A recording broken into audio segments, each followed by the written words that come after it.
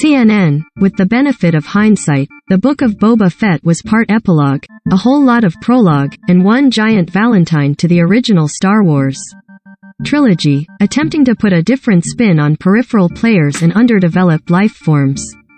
That was a lot, indeed, a bit too much to juggle, as became clear when the series took an abrupt turn back into what felt more like a third season of The Mandalorian in the midst of its 7-episode run. Boba Fett might have great armor, but as characters go, the series exposed a rather hollow shell.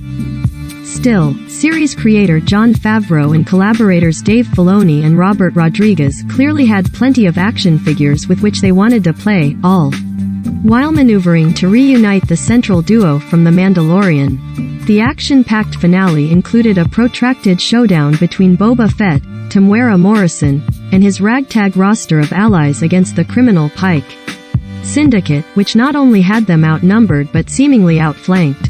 The ensuing battle, in the season's longest installment, contained numerous last-minute rescues in an old-style Western gunfight, pitting Boba against the bounty hunter Cad Bane, again voiced by Corey Burton, another fan favorites. Imported from the Star Wars animated universe, which planted fertile seeds for the live-action fare. One recurring theme in Book of Boba Fett sought to showcase residents of Tatooine that played minor roles in the original trilogy in a different light. Here, that included Boba's somewhat tamed rancor monster joining in the final battle, which followed the more sympathetic view of the Tuskens during Boba's time with them in earlier episodes. Despite rousing moments, the series couldn't entirely overcome its awkward structure, which underscored that Boba Fett existed as an offshoot of the Mandalorian. The final episodes thus went about the task of bringing that title character back together with Grogu, aka Baby Yoda, after he had found a new home and destiny under the tutelage of Luke Skywalker. An encore appearance by Mark Hamill, along with Rosario Dawson as Ahsoka Tano, elevated fan service to almost giddy extremes. While that term is usually evoked derisively, Favreau and Filoni have embraced the idea of giving the audience what it wants, less out of a sense of obligation than because that's what they want to see too.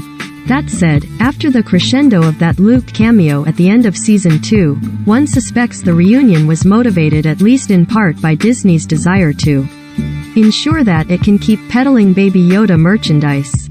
Overall, Book of Boba Fett represented an interesting if not wholly successful experiment, adding pieces to a Star Wars live-action arsenal for Disney. That John now look forward to eagerly anticipated series featuring Obi-Wan Kenobi and Ahsoka, characters with more heft than Boba Fett ultimately brought to the. Given the tone of these shows, think of this as a very expensive B-Western.